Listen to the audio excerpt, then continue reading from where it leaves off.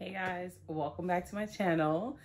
If you're new here, my name is Diamond. I am a almost 30-year-old, late 20-something, living in the San Francisco Bay Area, Oakland, San Francisco Bay Area.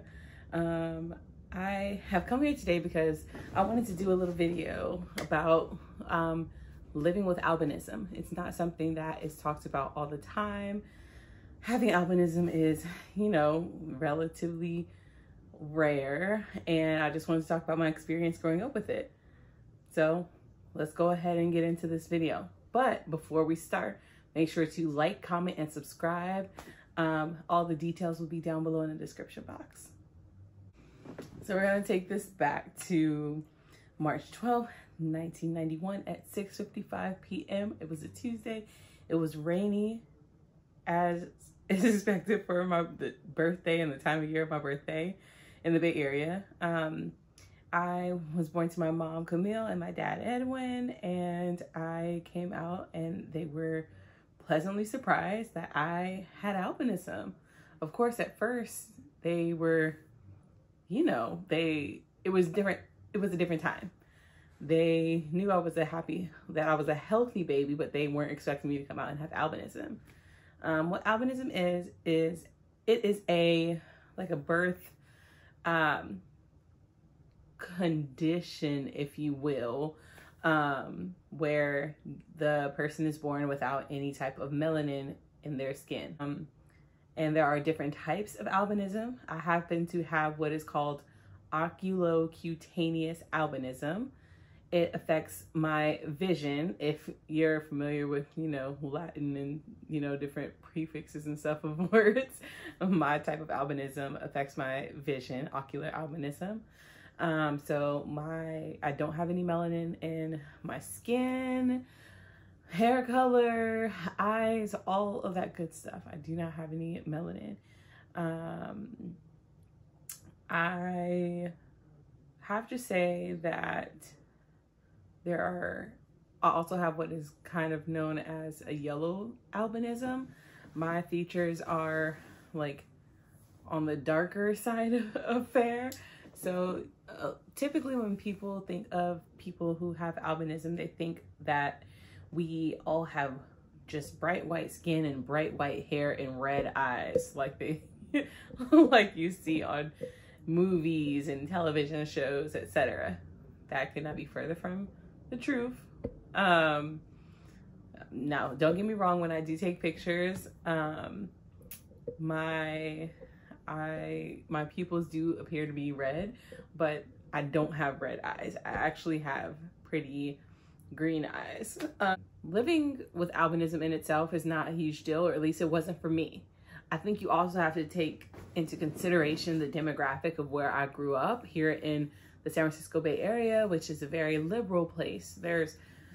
It's a melting pot of different cultures. There's all kinds of different Black people. There are white people, Asian people, South Asian people, Hispanic people, plenty of Latino and Latinx people, Latinx people here as well. So while I knew I was different, I was never really treated differently, if that makes sense. I've always felt like I was a normal, whatever that means, person. I had friends growing up. I've dated people and had crushes and stuff growing up. That being said, there have been some instances in which my albinism has, come up, or the fact that I'm a fair-skinned woman has come up, and they've been very interesting, to say the least. So I'm going to talk a little bit about that, and then I'll go into it from there. So as a kid, one might expect that I, dealt with a lot of teasing, etc., because of my skin tone, etc. The skin tone was the least of my issues. I did not get teased because of my skin tone. I was actually teased because of my vision. I have very poor vision. It's currently about 20/60, 20/70 in my right eye, and then about 20/100 in my left eye. On top of that, I have nystagmus, and I also have astigmatism, and those both also affect how I see. and I have a really mean, lazy eye in my left eye. I'm always staring too close to things, which is incredibly noticeable if you are a bookworm like I am. I am very focused when I'm looking at something or when I'm doing a task because I'm looking extremely close to make sure that, well, you know, to see it. So I got 4 eyes a lot growing up. I got, why are you looking so close? All those things I got growing up. Looking back though, the kids weren't all necessarily mean. I think a lot of it was just curiosity and they were trying to find out more about me. But I was kind of a shy kid. I wouldn't say insecure, but I was sensitive to say the least. Luckily, I've grown out of that, which is, you know, kind of important when you're walking through life, you know, a little bit more unique, so to speak. In fact, in high school, I was voted the female most unique person, which makes a lot of sense when you're, you know, just looking at me. And growing up as a kid and as a teen, that was totally fine. Of course, you deal with stares and you deal with interesting situations that happen. For example, once I was at an outdoor burger joint that's in my hometown, Giant Burger, and there happened to be a super tall black albino guy ordering some food, and I got so excited. I was like elated. It's so rare to meet somebody else who has albinism, incredibly rare. And I was so excited, and I went up and I asked him, you know, did he have albinism? Because sometimes if you have albinism, you look just like you just look like you're mixed, honestly. And I get that all the time as well. And he was so excited. Well, he was not necessarily excited, but I was really excited. And it was so funny because I was excited and he was very casual about it. Then on top of him being casual about it, his friends started laughing like it was something funny. And I was just like, yo, like, this shit ain't funny. You know, this is super rare. Like, you have no idea what it's like to grow up with albinism. So that's just one of the instances in which, you know, I've been made to feel different. Luckily, I didn't carry those things with me, but that's just one of the instances. Another aspect of growing up with, or I'd say living as an adult now with albinism, is dating. And I know it seems funny for me to say that, considering I also have said that I grew up in a super liberal part of town, but I actually attended Howard University in DC. And, you know, there are so many different kinds of Black people there, and it's incredible. But something kind of negative that I noticed is that when I typically dated men, I would be fetishized. And if you have never been fetishized, let me just tell you, it's not fun. Let me just tell you, it's not fun to feel like you're normal, like you're not normal or you're other when you're dating. You know, you're trying to come across as cool and, you know, regular, degular, schmegular, down to earth and all that. And all that person can see is how exotic you are, is what my ex used to say. He'd say I was exotic.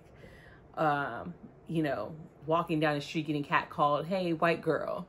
You know, what that kind of does to your psyche and your self-esteem, especially walking down the street and getting yelled at and called a white girl as you're attending Howard University, with the illustrious Howard University, which is, you know, respectfully the most elite Black college that you can attend, historically Black university that you can attend.